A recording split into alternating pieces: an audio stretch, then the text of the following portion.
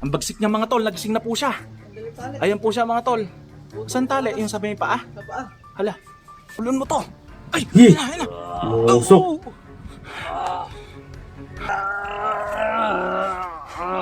Para tuluyan ka ng masunog, Diablo ka. Ano, lahat na nakasulat dito ay tamasahin mo. Marunong ka rin naman pala magsalita ha. Bakit hindi pa kanina?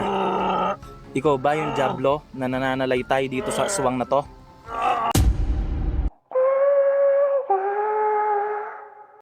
So what's up YouTube? Dan Kulay sir. For today's video ay mag-update tayo sa video ni Bems Ghost TV. Ito yung part 2 ng aswang na nahuli at nakapasok sa bahay nila Idol Bems Ghost TV.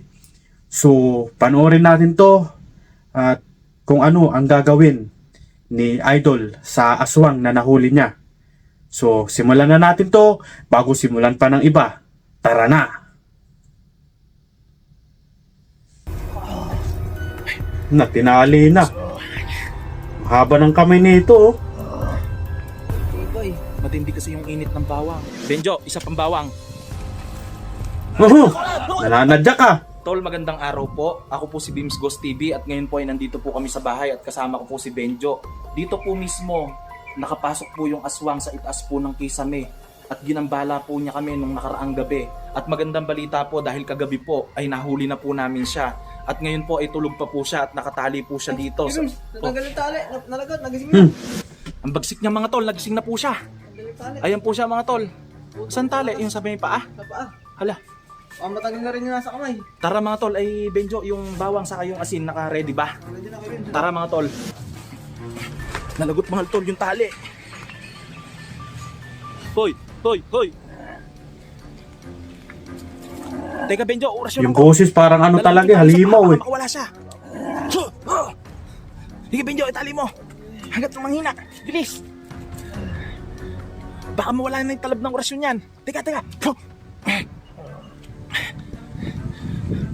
Yan po mga tol ay napakabagsik po niyan dahil nung nakaraan po ay talaga pong nakabaliktad po siya na bumaba po sa kisame. At ay Benjo, lumayo kang konti ah. Huwag kang papakasiguro dyan. Kagat ka dyan. Ayan po mga tol, meron pa po siya mga lana sa katawan dahil po yan po yung nagpapalakas po sa kanila. May taglay din po yan na itim po na bato na yun po yung nakakapagpabago. Itim na ngayon ah.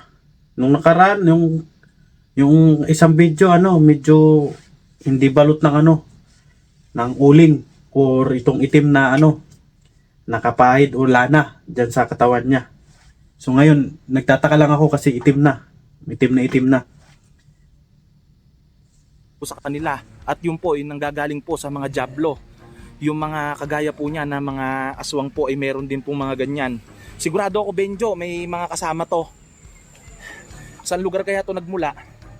Hindi naman pwedeng walang kasama yan dahil hindi naman yan mabubuhay kung mag-isa lang Nag-i-exist pa sila. Oh, ay, baka makagat ka ha. Kabilis nawawalan ng talab ng orasyon. Malakas talaga yung kakayahan niya. Saka tinan mo, ibang-iba yung kulay niya sa lana. Ibang-iba yung kulay niya. Ay, yung paa Benjo. Teka, yung paa pa.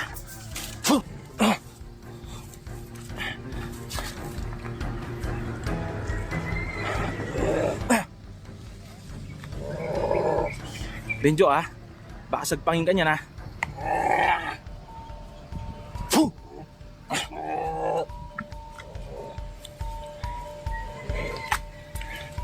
Benjo, ingat napakalakas niya, nararamdaman ko. Iba yung taglay niya na mahikan ng kadiliman. Kailangan malaman natin kung ba't niya tayo sinasalakay, kung sino yung sadya niya dito, kung ako o ikaw.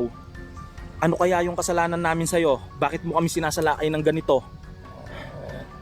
Baka makaperwisyo ka pa ng ibang mga tao. Hello. Tumingin ka sa camera. Buhaya na naman siya, Benjo. Ay Benjo, ano yung isang bawang? Ito para sa'yo. Ay, kailangan Benjo. Orasyonan ko to para maipasubo ko yung bawang. Bakit ka? Ito, ilulun mo to. Ay, Yee! ayun na. Usok. Nasusunog siya sa bawang. Nasunog yung bunganga niya. Isa pa. O, naririnig niyo yung ano, yung boses ng aswang na to? Parang halimaw, ano?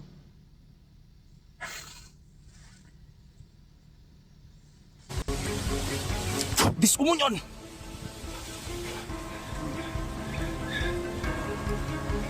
Ngayon ay iluwa mo yung itim na bato na nagpapalakas sa iyo.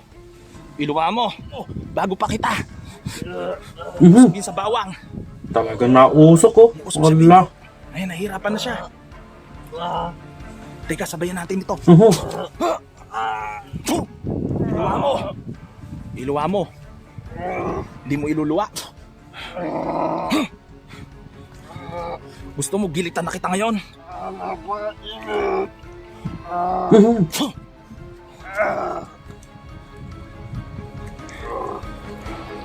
Eh Benjo, anuhan mo pa ng asin. Kanina po mga tol, bago po namin yung tinali ay nagkikisay po yan sa asin eh. Hey Benjo, Mhm. Ang hapdi niyan. ano? Kala mo ha? Dapat lang sa'yo yan para hindi ka na mamerwisyo. Ngayon, ay sabihin mo kung asan yung mga kasama mo. At kung bakit ka sumasalakay sa amin, ano ba sadya mo sa amin? At ano ba pagkakamali namin sa'yo? Sa akin ka ba may pakay o kay Benjo? Matigas kaya, hindi niya mailuwa yung itim na mahika niya eh. Parang mga mangkukulam din sila, meron din mga itim na ginagamit na ano. Kasi mga kampo na mga Diablo yung mga yan eh. Tinan mo, iba yung kulay niya. Nagpapahide sila ng lana. Yan kasi nagpapalakas sa kanila. Ngayon, hindi ganong malakas yan dahil araw ngayon. Pero mamayang gabi, kailangan doblehin natin yung tali nito. Kulang pa ba yung asin? Ayan. Grabe. Ano? Sakit niyan, yung mga tali-tali na yan. Diablo! Lumabas ka sa katawan ng aswang na to. Mm. Nahihirapan na siya. Bakit di ka pa kumawala? Tao rin siya na katulad namin. Huwag mo siyang pagharian. Siya lang ay biniktima nyo para maging ganap na masama.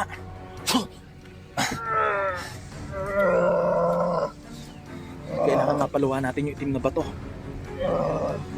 Ang bawang pa, Benjo. Hanggat di nauubos yung mga bawang na to at hindi mo niluluwa yung pinapaluwa namin sa'yo, ay patuloy ka namin pahihirapan. Usok talaga eh, no?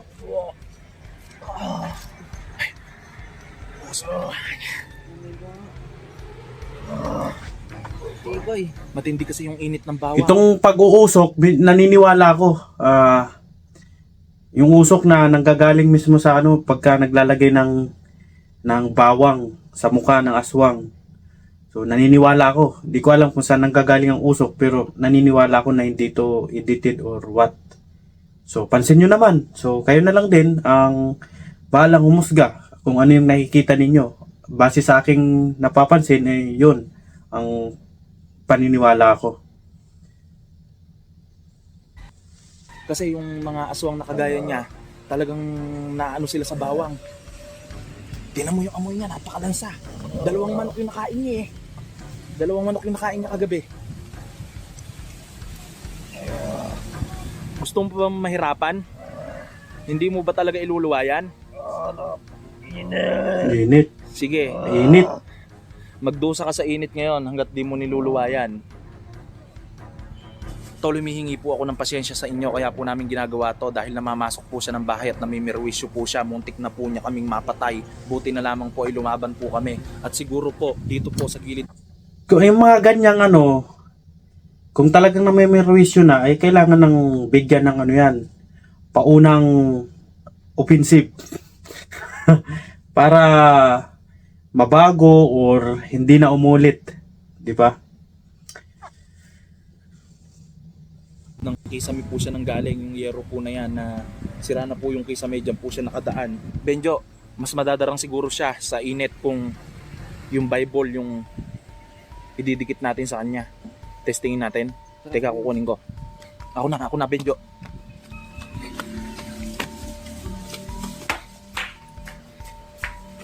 Mga tol, kukunin natin yung Bible.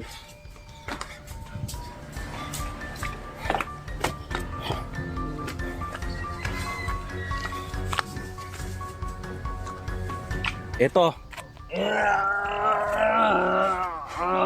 Para tuluyan ka ng masunog, Diablo ka. Ano, lahat na nakasulat dito ay tamasahin mo. Marunong ka rin naman pala magsalita, ha? Bakit hindi pa kanina? Ikaw ba yung Diablo na nananalaytay dito sa aswang na to? Ikaw ba? Ikaw ba si Lucifer? Kagaya ka rin pala ng mga mangkukulam, ha? Napapasok. Gusto mo dito? Gusto mo dito? Ano? Kaya mo pa? Ha? Kaya mo pa? Dito. Dito. Lintik ka, ha? Papasok ka pala, ha? Sabayan mo, Benjo, na asin. Kawawa. Ayan. Ano? Hapdi niya, no? Yung acid na yan. Hindi mo iluluwa. Yumahi ka ng kadiliman. O tinatawag na birtud. Ano? Hindi mo iluluwa. Iluwa mo na. Iluwa mo na. Mamamatay ka ngayon. Mamamatay ka ngayon sa gagawin namin. Oh, nanghina na. Ganun talaga, Benjo, kasi may influensya siya ng mga Diablo. Kaya sila nagiging ganap ng mga aswang, lalo na kapag kagabi sila ay malalakas at nagpapahid ng lana. Asan kaya yung mga lana nito? Siguro asa mga kasama niya. Meron to sigurado mga kasama. At kailangan malaman natin kung ano yung pakay niya at ba't siya sumasalakay dito. O may sadya siya sa atin o gusto niya maghigante. Pero sa anong dahilan, di ba? Hindi, ang kailangan dito para maging normal at makapagsalita ito, kailangan natin maalisan to ng itim na bertud. Hindi kami titigil hanggat di mo inaalis yung itim na bertud. Bawang pa, Benjo. Eto na. Ayan, kainin mo yan. Mga usok talaga, no? Realistic talaga ang usok. Wala ko nakagat, Benjo. Hindi nakapasok, Benjo. Hindi nakapasok ng bawang. Isa pa. Teka, Benjo, orasyonan ko muna, ha? Fuh!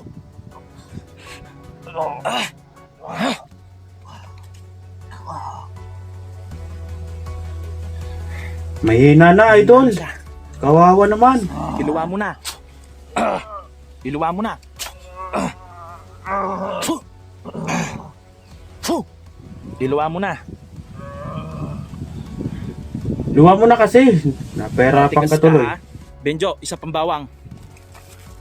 Oh! Ay! Mabuti hindi niya ako inabot. Napakabagsik mo talaga. Magabi na kasi kaya lumalakas na eh. Siguro ay kailangan na natin gamitan to ng orasyon. Naputol, oh. Lumalakas na dahil papagabi na.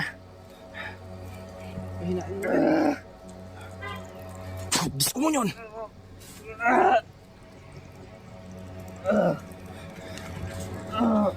Napakalakas niya. Diyos ko mo yun.